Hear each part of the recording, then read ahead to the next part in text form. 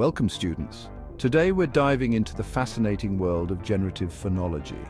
Linguistics isn't just about words, it's about sounds too. Back in the 1960s, Noam Chomsky and his colleagues revolutionized linguistics with generative phonology. This theory digs deep into how phonemes, those distinct units of sound, shape the way we talk. First up, let's understand the concept of underlying and surface forms. Think of it like a recipe. The underlying form is your list of ingredients and the surface form is the final dish. Phonological rules, they're your cooking steps. Next, let's see how these rules work.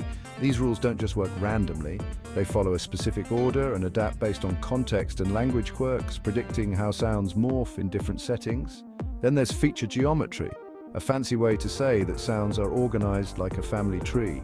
This helps explain why sounds change together thanks to relationships like assimilation. Lastly, phonological processes lean towards simplicity and common patterns, making the whole system efficient and, well, natural. Chomsky's generative phonology isn't just theory.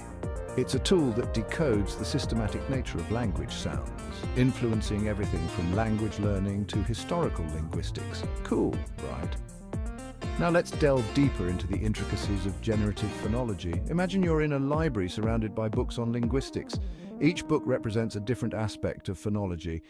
One of the key components is the idea of distinctive features.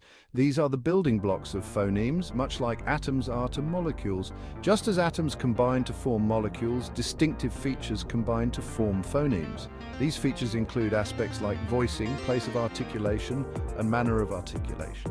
Voicing refers to whether the vocal cords vibrate during the production of a sound. For example, the difference between the sounds /b/ and /p/ is that /b/ is voiced, while /p/ is voiceless.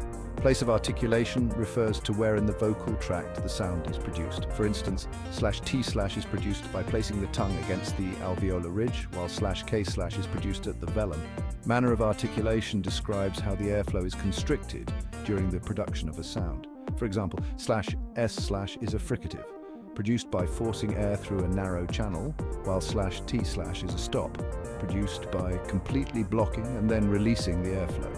Understanding these distinctive features helps us to categorize and analyze the vast array of sounds in human language. Another important concept in generative phonology is the idea of phonological rules. These rules describe how phonemes are transformed into actual spoken sounds in different contexts. For example, in English, the plural morpheme can be pronounced as /s//z/ or is, depending on the final sound of the noun. These variations are governed by phonological rules. These rules are not arbitrary, they follow specific patterns and are influenced by the phonetic environment. This is where the concept of natural classes comes into play. Natural classes are groups of sounds that share certain features and behave similarly in phonological processes. For example, all voiceless stops in English form a natural class and are subject to similar phonological rules. By understanding natural classes, we can predict how sounds will change in different contexts and why certain patterns occur across languages. Generative phonology also explores the concept of markedness, which refers to the relative complexity or rarity of certain sounds or sound patterns. Unmarked sounds are simpler and more common across languages, while marked sounds are more complex and less frequent. This concept helps explain why some sounds are more likely to change or be simplified in certain linguistic environments. Finally, let's talk about the role of prosody in generative phonology. Prosody refers to the rhythm, stress, and intonation patterns of speech. Prosodic features play a crucial role in conveying meaning and structure in spoken language.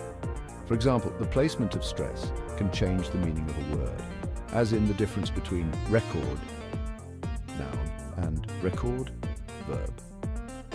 Understanding prosody helps us to analyze the rhythmic and melodic aspects of speech, which are essential for effective communication. In summary, generative phonology provides a comprehensive framework for understanding the systematic nature of language sounds. It combines the analysis of distinctive features, phonological rules, natural classes, markedness, and prosody to explain how sounds are produced, organized, and transformed in human language. Chomsky's revolutionary theory has had a profound impact on the field of linguistics, shaping our understanding of language and influencing various areas of study, from language acquisition to historical linguistics. So the next time you speak, remember that there's a complex and fascinating system at work behind every sound you make. Generative phonology helps us to uncover and appreciate the beauty of this system. Thank you for joining us on this journey through generative phonology. Keep exploring, keep questioning, and keep discovering the wonders of language. Until next time, happy studying.